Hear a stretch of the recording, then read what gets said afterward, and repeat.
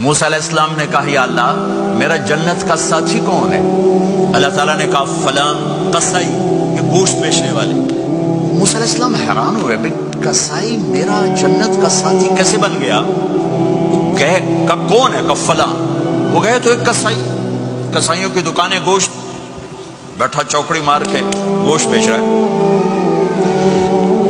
جب وہ فارغ ہوا ایک گوشت کا ٹکڑا اس نے تھیلے میں ڈالا اور کھا۔ موسیٰ علیہ السلام بھی پیچھے، کہنے کہ میں آ جاؤں؟ کہا آ جاؤ۔